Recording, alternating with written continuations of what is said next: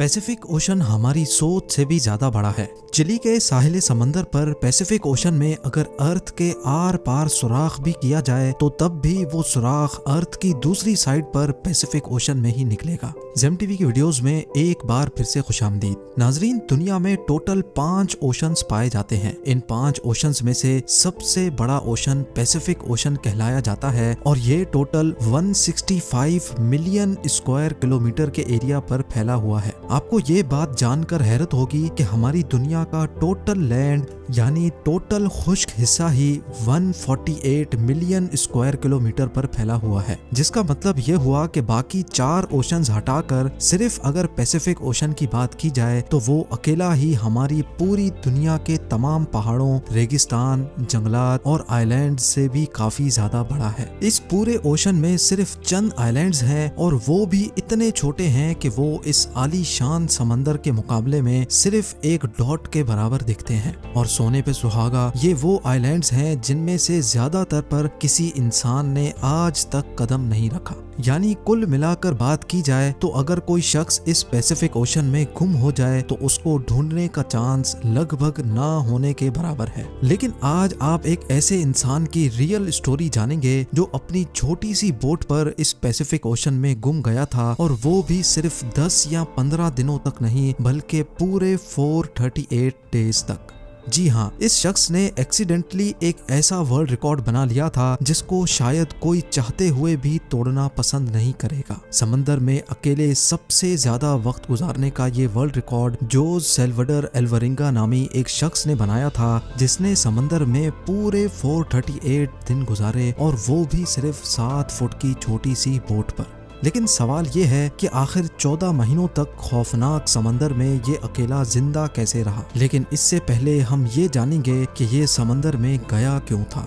ये बात है 2012 की, जब मेक्सिको के एक छोटे गांव कोस्टा एजुल में जोज एल्वरिंगा नामी ये शख्स रहता था। जोज उस वक्त 36 साल का था और ये एक एक्सपर्ट मछेरा भी हुआ करता था। 17 नवंबर 2012 वाले दिन जोज अपने एक साथी के साथ फिशिंग के लिए अपनी छोटी बोट पर रवाना हुआ। इनका प्लान था कि वो समंदर में सिर्फ 30 घंटे गुजारेंगे। इसी वजह से इनकी छोटी सी बोट पर कुछ ज्यादा सामान भी नहीं था। इस 7 फुट की बोट में सिर्फ एक इंजन और एक रेफ्रिजरेटर था जिसमें वो मछलियां स्टोर करते थे। अपने साथ सिर्फ एक दिन का खाना पीना लेकर जाने वाले जोज को ये कहाँ मालूम था कि उसके अगले 438 दिन उसकी जिंदगी के बदतरीन दिन होने वाले हैं। वो मेक्सिको के साहिल से 120 किलोमीटर दूर गए और अपना जाल समंदर में बिछा दिया। लेकिन उसी वक्त एक खौफनाक समंदरी तूफान वहां आ पहुंचा। अपनी जान बचाने के लिए वो मछली के जाल को वहीं छोड़कर वापस साहिल की तरफ उल्टे पांव भागे।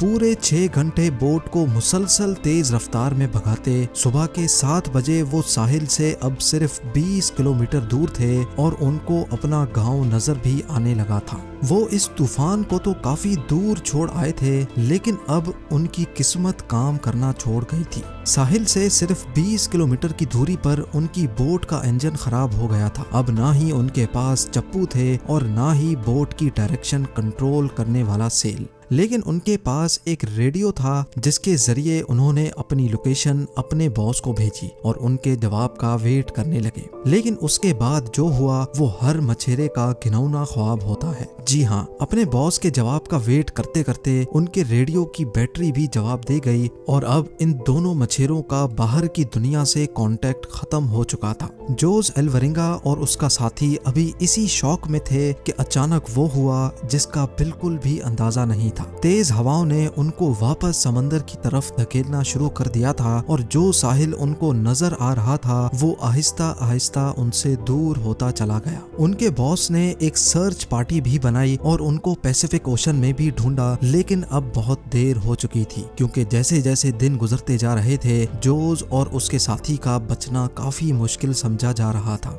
इस हादसे को अभी 5 दिन गुजर चुके थे और हवाओं ने जोज की बोट को साहिल से 450 किलोमीटर दूर धकेल दिया था। वो समंदर के ऐसे हिस्से में पहुंच चुके थे जहां हर डायरेक्शन में सिर्फ पानी ही पानी नजर आ रहा था। उनको मालूम था कि उनकी बोट इतनी छोटी है कि उसको दूर से भी स्पॉट नहीं किया जा सकता। ना ही उनके पास कोई फ्लेयर गन थी और ना ही वो आग लगाकर धुएं से सिग्नल दे सकते थे। यानी जोस अल्वरिंगा और उसके साथी को अच्छी तरह इल्म हो चुका था कि उनके बचने का चांस अब 1% से भी कम है।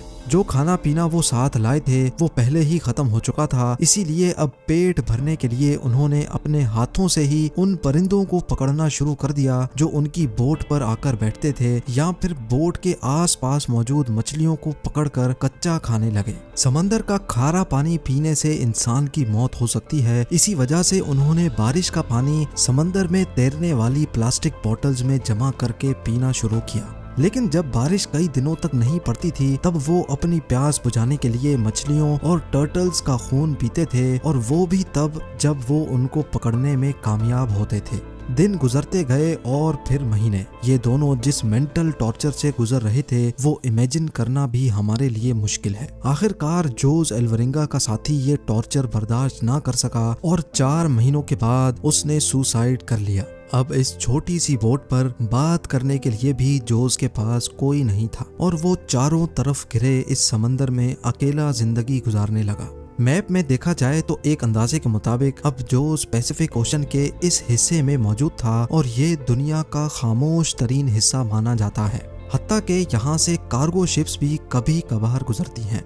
मेक्सिको के साहिल को छोड़े 6 महीनों से भी ज्यादा हो चुके थे और इस दौरान जोस ने अपने साथी को भी खो दिया था। इसी वजह से वो काफी ज्यादा फ्रस्ट्रेटेड भी हो चुका था। एक दिन जोस को दूर समंदर में एक कार्गो शिप गुजरती दिखाई दी। पिछले 6 महीनों में वो पहली शिप देख रहा था और ये मंजर देखते ही उसकी जिंदा रहने की उम्मीद वापस से जागने लगी। जोस ने कार्गो शिप की तरफ हर तरह के इशारे किए, लेकिन बदकिस्मती से शिप के क्रू को ये छोटी सी बोट नजर नहीं आई और देखते ही देखते उसकी जिंदा रहने की उम्मीदों पर एक बार फिर से पानी फिर गया। इमेजिन करें कि समंदर के बीचों बीच एक दिन मौत से लड़ने के बाद जब आखिरकार जान बचाने का आसरा मिले और वो भी इग्नोर करके चला जाए तो कैसा लगेगा। 11 महीनों के बाद जोस अपनी इस छोटी सी बोट पर 8000 किलोमीटर ट्रेवल कर चुका था। उसके कपड़े भी फट चुके थे और उसके पास खुद को सनलाइट से बचाने के लिए सिर्फ एक अंडर वेस्ट बची थी।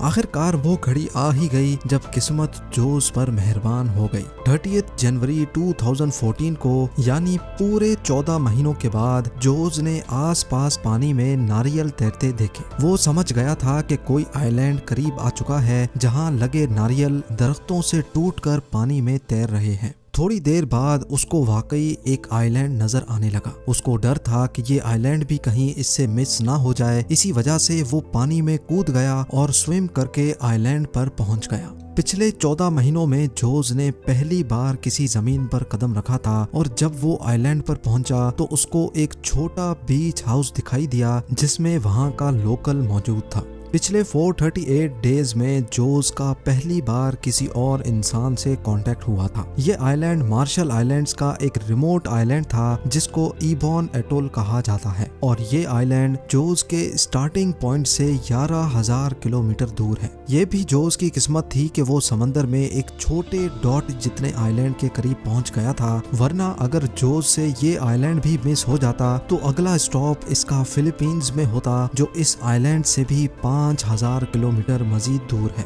वहां से जोस को वापस अपने घर भेजा गया जहां पहुंचते ही एक और मुसीबत ने उसको घेर लिया। जी हाँ, वापस पहुंचने पर जोस ने 438 डेज के नाम से एक बुक पब्लिश की, लेकिन जोस पर अपने साथी को मारने का इल्जाम लगाकर उस पर केस कर दिया गया। वही साथी जिसने जोस के मुताबिक सुसाइड किया था। उम्मीद है जेम टीवी की ये वीडियो भी आप लोग भरपूर लाइक और शेयर करेंगे। आप लोगों के प्यार भरे कमेंट्स का बेहद शुक्रिया। मिलते हैं अगली शानदार वीडियो में।